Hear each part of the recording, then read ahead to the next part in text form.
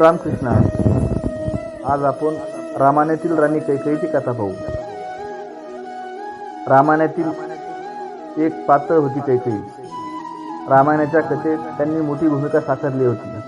असे म्हणता येईल की राणी कैकेयीने जर प्रभू श्रीरामाला वनवासात पाठवले नसते तर ही कथा अस्तित्वात आली नसती. म्हणूनच रामायणाच्या कथेचा तो महत्त्वाचा भाग राहिली आहे. राणी कैकेयी लहानपणापासूनच खूप धाडसी आणि हुशार होती. राणी कैकेयी अतिशय सुंदर होती आणि सौंदर्याबरोबरच युद्ध कौशल्यातही समृद्ध होती. त्यामुळे अयोध्येचा राजा दशरथ त्यांच्यावर खूप प्रभावित झाला. त्यानंतर राजा दशरथ आणि राणी कैकेयी यांचा विवाह झाला. ती राजा दशरथाची दुसरी पत्नी आणि भरताची आई होती. परंतु तिचे रामावर सर्वात जास्त प्रेम होते. या कथेत राणी कैकेयीचे पात्र चित्रित केले आहे.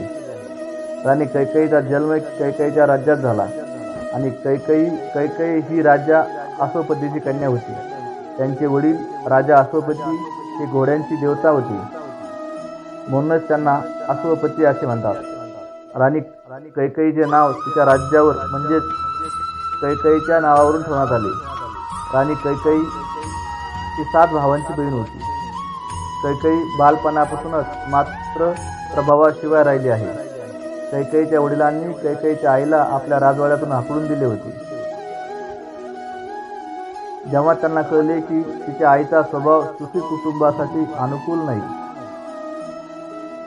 याशिवाय त्यांचे वडील अश्वपती यांचे वरदान लाभले की त्यांना पक्ष्यांची भाषा कळते. एके दिवशी राजा आणि त्यांची राणी त्यांच्या राजवाड्याच्या बागेत फिरत असताना राजाने 2 हंसाच्या जोड्या आपसात बोलताना ऐकल्या.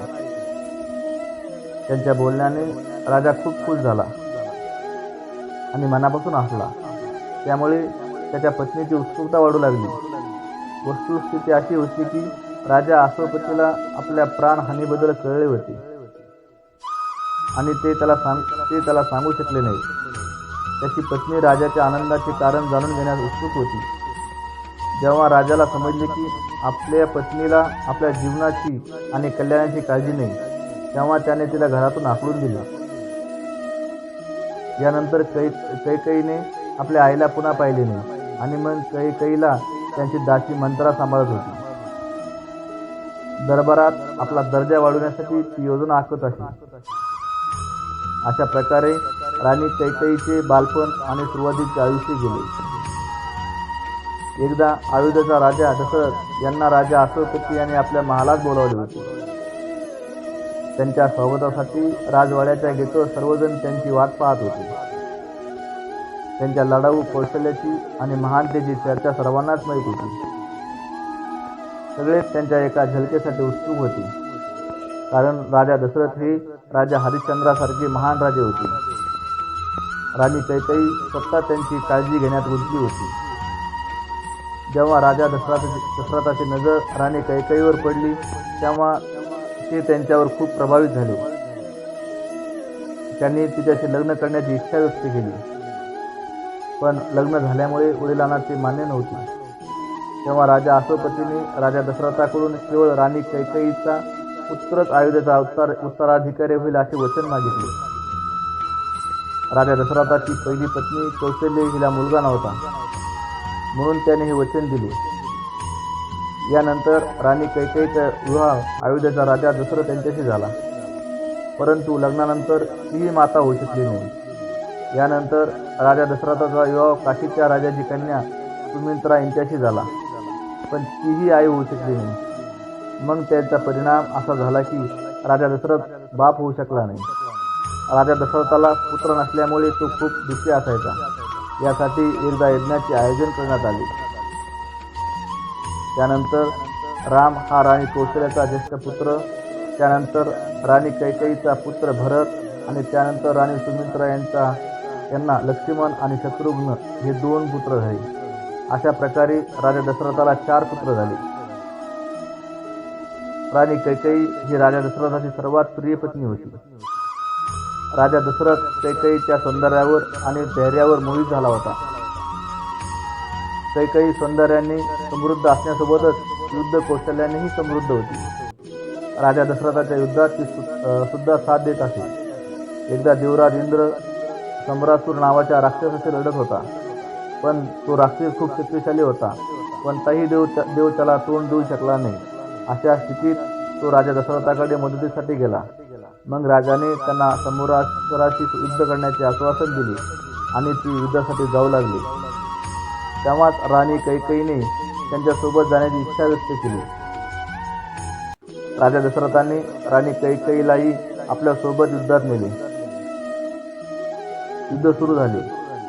युद्धादरम्यान राजा दशरथाच्या सारथीला बाण लागला. त्यामुळे राजा दशरथ थोडा हादरला. त्यानंतर त्याच्या रथाची आज्ञा राणी कैकेयीने केली. ती राजा दशरथाची सारथी झाली. त्यामुळे त्यांच्या रथाचे एक चाक खड्ड्यात अडकले. सम्रासूर नावाचा राक्षस राजा दशरथावर सतत हल्ला करत होता. त्यामुळे राजा दशरथ खूप जखमी झाला होता. हे पाहून राणी रथातून खाली उतरली आणि पटकन रथाचे चाक खड्ड्यातून बाहेर काढून स्वतःशीच लढू लागली. तिचा पराक्रम पाहून राक्षसही घाबरला आणि तिथून पळून गेला. अशा प्रकारे राणी कैकेयीने राजा दशरथाचे प्राण वाचवले.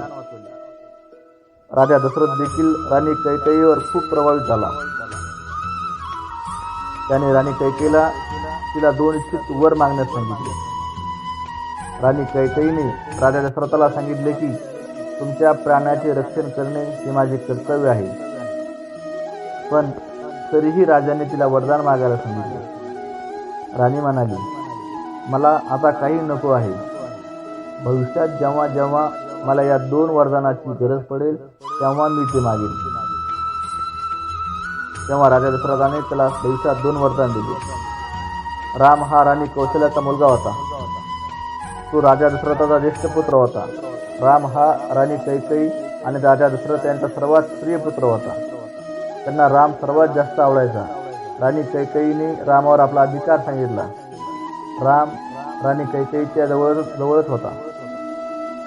तो तिचा प्रत्येक शब्द पाळत असे.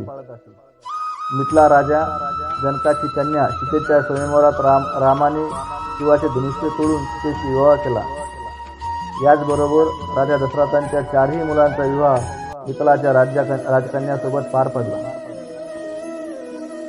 राणी कैकेयीच्या वडिलांची प्रकृती खालावल्यामुळे त्यांनी भरताला भेटण्याची इच्छा व्यक्त केली. राणी कैकेयीचा भाऊ युधिष्ठिर राजा दशरथ त्याला भरताला कैकेयीकडे नेण्यास सांगितले. त्यानंतर भरत आणि शत्रुघ्न दोघेही कैकेयीकडे निघाले. राजा दशरथने त्याच वेळी रामाला अयोध्येच्या उत्तराधिकारी बनवण्याचा निर्णय घेतला, ज्यामुळे सर्वजण खूप आनंदित झाले. राणी कैकेयीलाही आता खूप आनंद झाला. पण राणी कैकेयीची दासी मंत्रा हिला ते आवडले नाही. या गोष्टीवर राणी कैकेयीला आनंदित पाहून मंत्रेने मत्सर व्यक्त केला. तिने राणी कैकेयीला डिवचायला सुरुवात केली. मंत्रा राणी कैकेयीला म्हणाली, राजा दशरथ आपले वचन मोडत आहे. त्याने त्या वडिलांना वचन दिले होते की तुझा मुलगा त्याचा उत्तराधिकारी असेल. मग तो कौशल्याच्या मुलाला राजा कसा बनवू शकतो? हे ऐकून राणी मंत्रावर खूप रागावली. मंत्रा राणी कैकेयीला म्हणू लागली की कैकेयी, तू खूप भोळी आहेस. राजा दशरथाची फसवणूक तुला समजू शकत नाही. अशा प्रकारे मंत्रा राणी कैकेयीला भडकावत राहिली. तिने राणी कैकेयीला रामाला वनवासात पाठवण्यास सांगितले. मग हळूहळू राणी कैकेयी मंत्राच्या बोलण्यात येऊ लागली. मग या विषयावर तिने मंत्राचा सल्ला घेतला. आता काय करायचं? मग मंत्राने राजा दशरथाने दिलेल्या 2 शब्दाबद्दल सांगितले. राणी कैकेयीला तिला काय करायचे हे ते सर्व समजले. राणी कैकेयीने सर्व अन्न पाण्याचा त्याग केला आणि कोप भवनात गेली. रामाच्या राज्याभिषेकाने दशरथ राजाला खूप आनंद झाला. सगळा राजवाडा आनंद साजरा करत होता. राजाला हा आनंद त्याची पत्नी कैकेयीसोबत वाटून घ्यायचा होता आणि त्यासाठी तो कैकेयीच्या खोलीत जातो. तिथे जाऊन कैकेयीची अवस्था पाहून तो तिला व्यथा विचारतो. कैकेयी त्याच्या बोलण्याला उत्तर देत नाही. तेव्हा राजा सांगतो की आज त्याने रामाचा राज्याभिषेक करायचे ठरवले आहे. तरीही कैकेयी काही बोलत नाही. राजाने पुन्हा विचारल्यावर कैकेयी म्हणते, तुम्ही दिलेल्या शब्दापासून तुम्ही कसे दूर जाऊ शकता? तुम्ही माझ्या वडिलांना माझ्या मुलाला वारस बनवण्याचे वचन दिले होते.